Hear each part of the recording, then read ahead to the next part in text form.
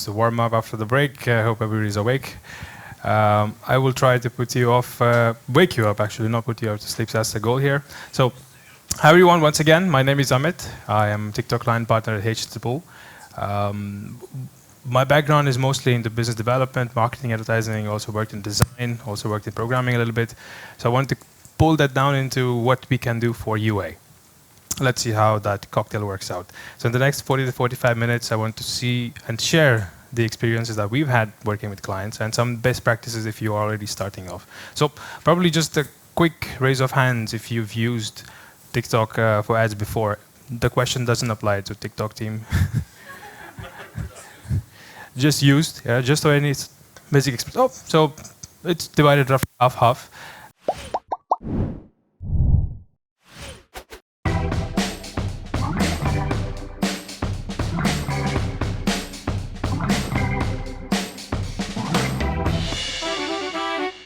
So it's going to be a practical presentation, hopefully something useful to take away. And a question is also about who we are. So Httpool is part of Aleph Group. Just a little bit intro about who we are and what we do. So Aleph Group represents 25 platforms, digital media platforms worldwide, and we are representing them in about 90 markets. How we represent them is basically we become an extension of the platforms we work with. So it will be TikTok, Meta, Snapchat. That's why we have built in a lot of expertise over the years. And we did some quick analysis internally, like markets where we are present in is connecting about 3 billion consumers. So it doesn't mean that we are a network, it doesn't mean we are an agency. It's just that the sheer presence of the market presence we have worldwide is about 3 billion consumers. So we know a thing or two about the platforms we talk about. The agenda today, I want to divide into three straightforward topics. Future of gaming, of course, because we are all about gaming here today. Briefly about also the UA mindset that you can expect when you build from scratch or when you are going right now in. And a little bit about creatives, because we get a lot of questions about creatives all the time. So I decided, okay, let's divide that into a little bit about creatives, exchange ideas about what works and what you can improve on. So with that in mind, of course, this is the big deal. So gaming industry in general, as the world begins to reopen again, the gaming industry has grown tremendously over the years. And it's not just because of the pandemic fueled growth, but in general, it has grown exponentially over the years. This year is expected to reach about $203.1 billion in revenue in consumer spending. And that's on track to record more growth by the time we are in 2024. So this really proves that why there's a lot of attention on gaming in general and why this particular channel works very well.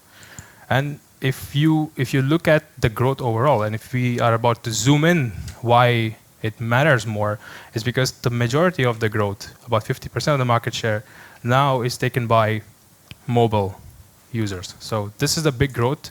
That's also in line with the overall worldwide growth of how many mobile generally devices are there in the market, and that makes sense when you look at it. Like it represents about 51% market share.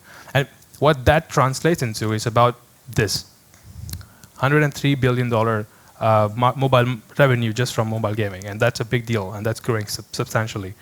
If you further look that into down, again, it's not just about mobile games. Of course, PC and console are growing, but mobile has taken up a substantial market share overall in the mobile gaming worldwide. And by the end of the year, we will see the growth in terms of more than 3 billion users worldwide. And that's not a surprising factor, but what might surprise you is that audiences are getting older. And that's the fact of life. So that's also the fact that audiences on TikTok are getting in the age group of 45 to 64 are increasing in number. So 32% of the demographic overall has grown. In this particular demographic age range. And again, it's not just because of the pandemic. It's substantial about how games have changed. It's more about experience-based and also focusing on the social aspects of gaming. And that's the reason why it's fueling growth and including all the vertical demographics. But not to forget that the majority of the gaming audience on TikTok is still 25 plus. And over 1 billion users, monthly active users, but you think in terms of how it's profitable in your terms, in your games, and 25 plus is the majority, and that makes sense because they come with big fat credit cards or debit cards, whatever they use. They have purchasing power, they have intention to purchase, and that's to keep in mind.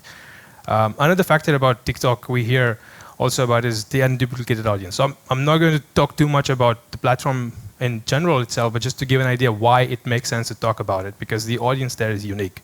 You won't find so many of them on Facebook, not many on Instagram, also compared to Twitch.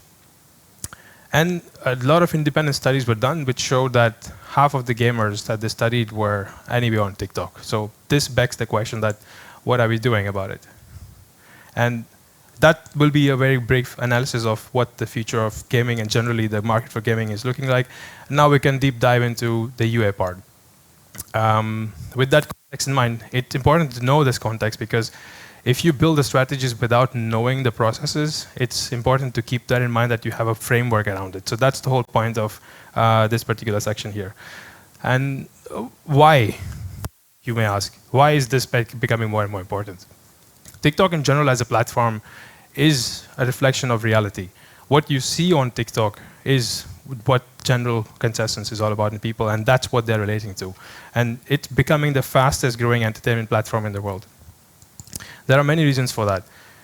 43% of the people who were asked about TikTok, they see the ads being blended in. So you must have heard the noise or the slogan for don't make ads, make TikToks, and that resonates here very well. So because the ad and content are so interlinked, we will cover the strategies about how to make the creative stick and what makes sure that it blends in with the content very well. So key things to keep in mind. These we will come again and again. And when you talk about US strategies and of course monetization strategies, why it matters on TikTok. So first of all, it has low CPM and CPI compared to other platforms. The CPA is also similar to other platforms when you compare with Facebook and Google. So it's quite competitive, but overall, the costs, as you can see, are much lower on TikTok to scale. We've seen the huge audience pool, that's one thing. Unduplicated number of audience, that's another thing. But then also, when you consider different types of optimization available, you can use those strategies 1, 2, 3 together, and you have largest good results compared to other platforms. And you might be challenged in terms of iOS 14 after the updates and things like that happen, but we see and we know how it works very well on TikTok much differently. So when in doubt, test it out. This is what I would like to say, that you must consider several aspects of it when you have certain iterations in mind. And again, it's really about the mindset. So if you have test, learn, and iterate process, I will not deep dive too much, but it's more about the feedback loop of it. If you know your business KPIs, if you know the CPAs, if you know the benchmarks that you're really targeting, that has to feed into the loop that you're focusing on. So build on the strategies on that instead of just testing for the sake of it. And there are two ways of looking at it. So there's short-term test and the long-term test. So when you have this test and learn scale, you're constantly iterating on the platform instead of just doing something for a few weeks or a few notes. But what does that really mean when you test and scale? So when we get a lot of questions about how exactly to test, when the questions are about budgets, when the questions are about KPIs.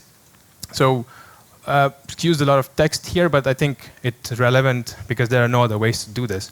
So when you talk about budgets and per geos, so a lot of times people are focusing only on tier 1 geos. That's already super competitive and saturated. But when you look at other geos in the world, you can always keep in mind to launch with at least 5K per geo, and that's more relevant when you have to get some campaigns and markets out. So keep that in mind, that 5K per geo is essentially what you should start with. We've seen test budgets bigger than that, but if not relevant, but anything less than 5K, you will not really get substantial results that you can build upon. That's why we recommend at least to start with 5K. Another question we get about TikTok is like, why just one thing? What about the other channels? But it's not necessarily like either or question. Nowadays it's a staple for everyone.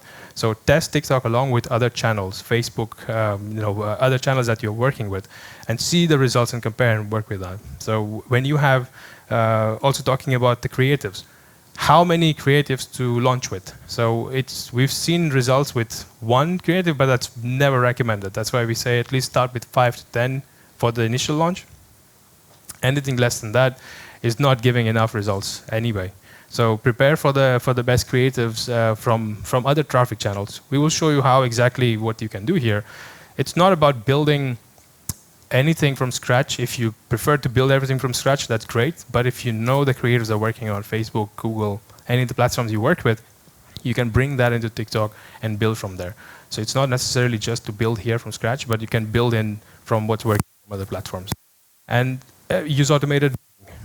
This is for lowest cost, just to be competitive in the beginning when you are running your tests. And this is more about broad range. Make minor changes. So make minor changes to diversify your creative.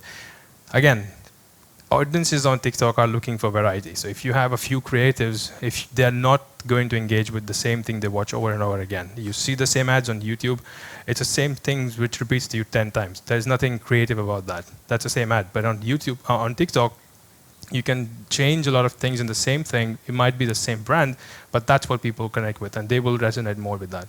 And test every new feature. So there's always so many things happening on TikTok every few weeks, even sometimes several times a week. That's important to keep in mind. So what we've seen before is people start with very, very small budget and for a very short-term test. So this is definitely a no-go. What doesn't work is that if you have short-term small tests, which does not really relate to any of your long-term goal plans, this is what exactly happens. So this particular gaming title was testing a lot of things. Of course, it's important to test, but they were nailing down so many different factors in such a short amount of time. It really did not buy any inventory, and you can see they pretty much wasted their $560 or whatever, and they stopped the campaign until they go to product development once again. So this is important to keep in mind when to test and what for exactly. So it's not necessarily to change so many things at the beginning. When you look at overall marketing objectives, so you have to also put that into perspective. And TikTok is not just about reach, it's not just about the CPMs. Here we are drilling down all the way to the conversion metrics and all the way to the loyalty metrics. So if you are marketing objective, the idea to show this is to give you an idea that it's not just vertical, that you have to go all the way from just awareness, but we focus mostly on the conversion and loyalty metrics. So if those are your marketing objectives, hone in on what you can do with the campaign objectives and the marketing metrics to focus on. So it's not just about gaining followers, but you are looking for gaining more installs. So just to give an idea if you are just starting off on TikTok. And how else? Like what else can you do with efficiency? So when you talk about automated targeting, we will talk about that very briefly, targeting expansion and targeting recommendation. These are smart targeting suites. So this comes in built from your ads manager, and there are so many other things you can apply for. So automated targeting is on beta stage. So let's quickly look at what actually it means. You have to trust the algorithm if you are using the automated targeting. So it works mainly because it will deliver you the conversion that you're looking for at the lower cost. So if you can do broad targeting, you will look at a lot of audiences, you can change a lot of things there, and a lot of manual settings, but it may yield higher conversions at higher CPA. So if you trust the algorithm, it will do actually the more refined audience targeting. It will do much more focused conversion at higher conversion at lower CPA. So overall, this is how the algorithm works, and we have many use cases for that. Also talking about targeting expansion. A lot of times people only focus on tier 1 geos. So that's fine. Sure, there are many audiences there. There are more than 150 million monthly active users anyway in the US, but that's not the only picture that you should look at. So when you're looking at worldwide, all countries where it's not performing well, sure, you can stop it. But US, sure, that's one entire campaign. If you want tier 1 and if you have larger budgets, you can pull in other tier 1 countries as well. However, the biggest takeaway is, and we've seen a good amount of success rates when people combine tier 1 and tier 2, looking at east as well as west. Some geos in APAC, like Japan, Korea, Singapore, Taiwan, combine also with the tier 1 geos. That performs very well as well. And there is a reason for that. You don't need to localize in Asia. You don't, the creatives you have, which you've made in English, that also works in Asian markets as well. And we've seen great results for not localizing the content, but going broad with both tier 1 and Asia Pacific. So this is the key here that you can take away. European countries, you can bundle that into the same campaign if you prefer, or you can split that between Nordics and DACH, because the audiences react differently there, and it's important to keep in mind that you can run 2-3 separate campaigns just for Nordics 1, DACH 1, and the rest of the Europe 1. The same also goes for bundling LATAM. So because Brazil and Mexico are quite large markets itself, you can use them as separate campaigns when you are targeting all of LATAM.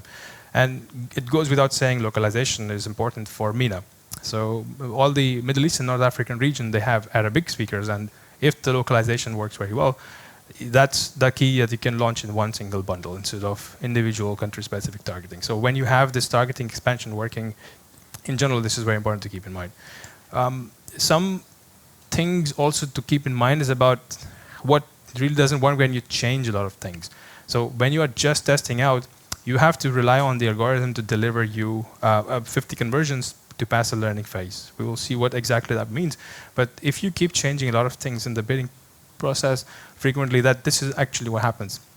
We started off very well with this particular gaming client. It was nice, but again, they wanted to test a lot of things. They wanted to change the bids much before even the learning phase was passed, and this is the result of that. So there was such high CPAs, and it was not sustainable to build anything around that. And when they were launching, they kept on changing. We did not manage to pass the learning phase, and we decided to pause until they have really understanding of what it requires to do the UA properly. So we will launch them again, but until then, this was a good use case that not to repeat something like this again. So what is learning phase? Learning phase, similar to other platforms, you have to pass it. I mean, the algorithm has to give you the audience, which has the right intention and with the precise targeting. So 50 conversions is what you need to get to pass the learning phase, and this is very important to build upon the next phase. And how basically does it work? So in order to accelerate this part, you can be a little bit aggressive in the learning phase when you can increase the budget just to get the learning phase and pass the learning phase much faster, and not to change the bid targeting and any other settings initially. So if you do a lot of changes, it doesn't really work, and you will never be enough to find the right target audience using the initial budget. It's also recommended the budget level. So if you don't know, the rule of thumb is to go 50x your bid price. If you already know the KPIs that you're targeting, CPAs that you want to achieve, so go with at least 50x that. And this is only during the passing the learning phase, because it's important to keep in mind that if anything that you're doing on the learning phase and the budget maxes out, that's a very good sign. Then you can increase the budget at least 30% later on. So this is the rule of thumb when you get going on your own, that 50x bid, anything you start new and just you are starting to pass a new learning phase, this is the key to remember. Overall, maximum one change per grip. So once you pass a learning phase, what then? So that's the first phase which is passed, but then it doesn't mean you are out of the test and learn territory. So you post and optimize from what you already learned, and you pass once again to really narrow down the audiences which are connecting worldwide. And in this case, it's very important to launch. There are also so many questions about when to launch. So weekends usually, believe it or not, are very good if you want to increase the budget.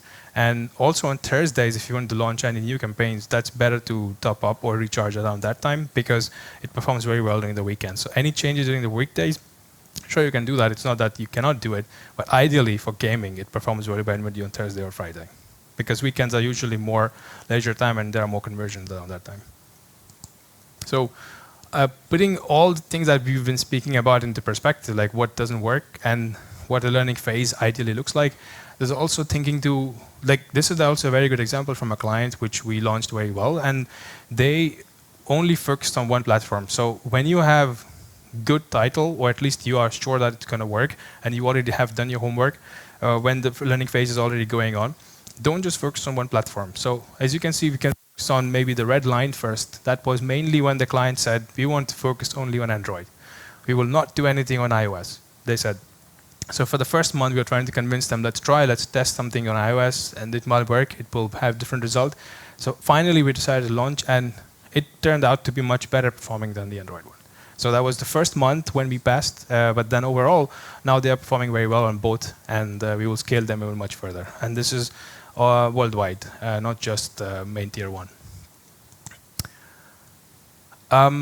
With that context in mind, we are reaching to the last phase of what we have to cover today, which is about creative strategies. We get a lot of questions about this, so let's do a little bit of a deep dive about what really is and why it is important. So creating on TikTok, it means you have to speak TikTok. You have to live and breathe TikTok. So you have to understand what really works and the creative strategies there. So what should you consider when you want to consider a TikTok first approach? So in this case, this is basic 101. Focus on the safe space. This is a safe zone where you want everything happening which is important within that zone. If you have buttons or something like that outside it, it will lose the attraction there. Punchy caption, of course, it's very important, and hashtags where you can insert them. Also keeping in mind, we've seen sometimes the CTAs are about scrolling up or something like this, but that's not a good practice because scrolling up will switch them to the next feed in the video. So keep that in mind. This is how an in-feed ad formats look like. There are a bunch of different formats. We can. This is not relevant to the topic, so we can focus mostly on this. And okay, so the format changed because it was supposed to be Keynote. So anyway. So what I want to try to say here is when you make a creative, show at least 5 actions. Don't show something static. So if you show more actions, it lifts to more than 171% lift in conversion. So show at least 5 actions in your first few frames, and that's what engages and hooks the audiences there. Lead with text. So we've seen 43% lift in conversion when you are leading with text in the first 7 seconds. That's important because that's what people are looking for as well. And gamify it. So there is a 13% lift. If you're showing what's more important, like one of the best features and coolest things about your game within that creative, that works as well. And of course, there's a small bump in the conversion if you do that. And end with a bang.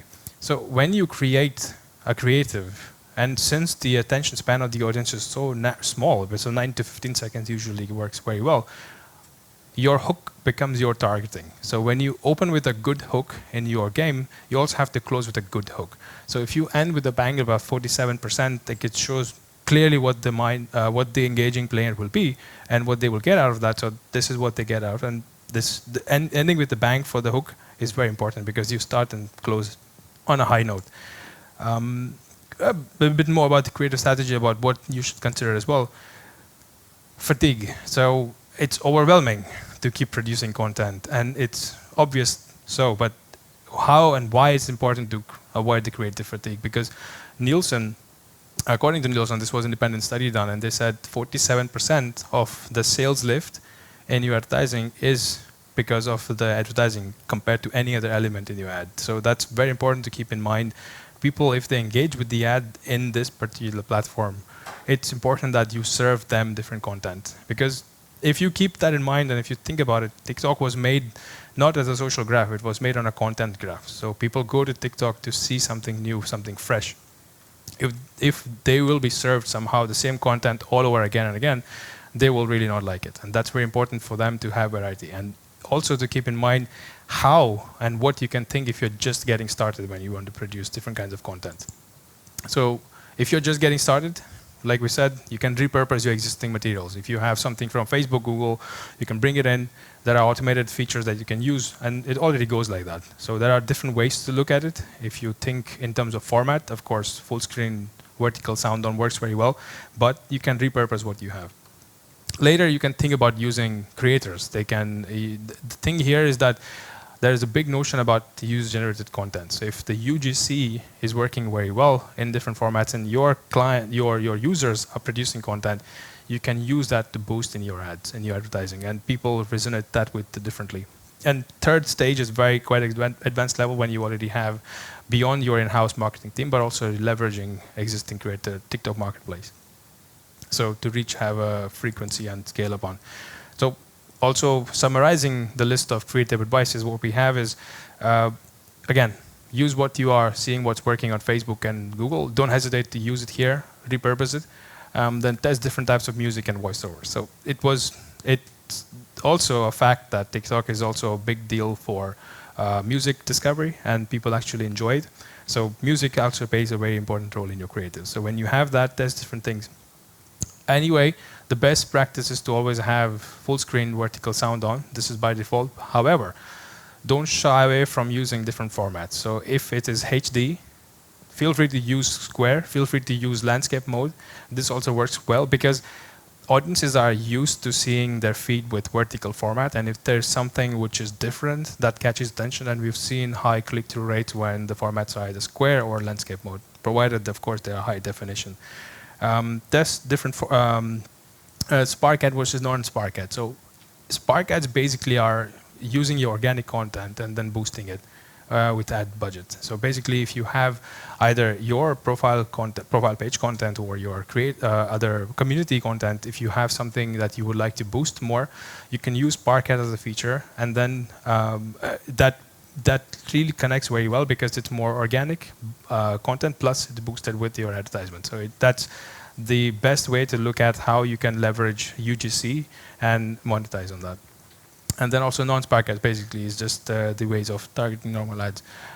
Creators, organic ads, it's another way of looking at Spark ads. It's the same thing. So if you find the creator that you want to partner with and they're producing content on your behalf or in any geo that you're working with, if they post the content based on how you have terms and conditions with them, they post, let's say, in US and you're based somewhere in Europe, you can use to boost that using Spark ads as well. So those creators, and the same thing works very well. A little bit more about tools, which can save a ton of time. So what other tools we have in mind? The automated creative optimization. So this is in beta. This is what really works very well. When you have a lot of content, when you have a lot of materials, you can optimize that based on how to produce these kind of ads. So let's say 30 videos or images or GIFs you have. A lot of time people worry about that it only has to be video format. It's not necessary. Of course, it's highly recommended, but not necessary. So if you have a image, also in the GIF format or GIF format, works very well. So what you can do is you can, of course, if you have access to this beta version, you can put the materials you have, put the 5 ad text, and put 3 actions, 10 by 5 by 3, so you have 150 ads. The algorithm will keep supporting. If it's a good and very well performing creative, it will keep it active. If it's not performing, it will slow it down. So it will see based on time, how much time the people spend watching it, how many impressions it's delivering, what are the click-through rates and what are conversion rates. If it's on a best performing, it will keep going. And you also have the power to manually change something. You can add something to this particular ad group, and if you want to remove or stop something manually, you can do that as well. However, if you can think, if you're producing number of ads at scale, I think this is one of the best ways to do it. We have quite a bit of interesting topics as well to cover, but to summarize the summary. So going back on the steps, before you start any of the UA, it's very important that as per your business, you already have nailed down the KPIs and benchmarks you want to achieve. Put that into perspective, knowing also the audience, what they are doing on TikTok, what they're not doing on TikTok, what they're connecting very well with. So we divide this into 3 things. So before doing anything, ensure you have creative compatibility, ensure you test something on your own organically without spending any budget. And during the campaign, of course, it's about optimizing and making sure the campaigns are running well. So here, when it comes to the question of performance, so here the question comes more about improving. So if you've done your homework well, and if you have a good campaign running on, then once again, it's about the mindset. So if you're measuring the KPIs, if you're measuring what's working, what you're improving on top of that, that really resonates well. That's almost it. So what does the future hold basically for gaming? In one word, it's bright. It's of course with gaming in general and TikTok, how audiences resonate, connect online. It's changing and it's rapidly growing, same as TikTok, and that's one of the reasons why it's not necessarily just an experimental channel anymore, but you can seriously think of it as one of the alternate channels to look at when you're acquiring new users. So with that in mind, pretty much I've covered everything I have. It really takes a little bit of patience, a little bit of the right approach if you have things moving in the same direction, and the right partner to work with. So if you have these 3 things combined, I think you can really see good results in at least 10 to 20x. So be it us or be it directly with the TikTok team, choose how you work with. And yeah, that's pretty much I have. If we missed anything, if you have some questions, we have 15 minutes more to cover all that. Thank you. Right. Yeah, we have first question. Questions? Yeah, we can move on. Thank you so much, Amit, for your presentation. We're just passing the mic. Right. Thank you, Amit, for presentation. It was very interesting. And I have a question about learning phase. So, for example, if we have optimization for event which has high repeat rate, what is better? to optimize for unique events, or it doesn't matter in this case, and repeat rate doesn't matter? I didn't get the first part of the question. What was it, sorry? What is better for learning phase and for optimization? Unique events, No. so unique users, or repeat No. rate and highly repeated events? No, so in a summary, no, it wouldn't matter, but you can be very, very specific in this case. So to pass the learning phase, yes, you can be really broad at that stage. So in this case, no, it wouldn't make. Again, it's up to you what you are trying to achieve here. So if you have that particular platform that you're focusing mostly on, then you can go ahead with that. But if you have a broader reach and you know that for sure that an audience is there, it wouldn't matter. I mean that, for example, if we have purchase rate not high, I mean, for example, 1%, but I have a high repeat rate, and for example, let it be 25 per one. And I receive only 2 users, but 50 purchases. And in this case, what is better? 2 users with 50 purchases, or 50 users but unique? But you have to see what didn't work there. So if in this case the ad group hasn't passed the learning phase, in this case you can pause and you have to repeat the process with another ad group. So if usually it wouldn't matter how you're going. If you have 50 conversions anyway, you passed already that learning phase. But you see the quality of those conversions. Are this what you were looking for in this case? So yeah, if that's something that you were looking for as a result and you achieve that, then sure you can build upon that. But either way, it wouldn't matter. Okay, thank you. Hi, what is reasonable ads frequency? Ads frequency? I'm not sure I quite follow that question. Like how many times you were? Yeah, you told that TikTok users, they didn't see repetitive content. From other sources, we see that there should be some frequency on users, so one ad a user should see several times. Is it different for TikTok, and if yes, should it be lower or higher? So how the format works is it's more linear. So when the user opens the app, every fourth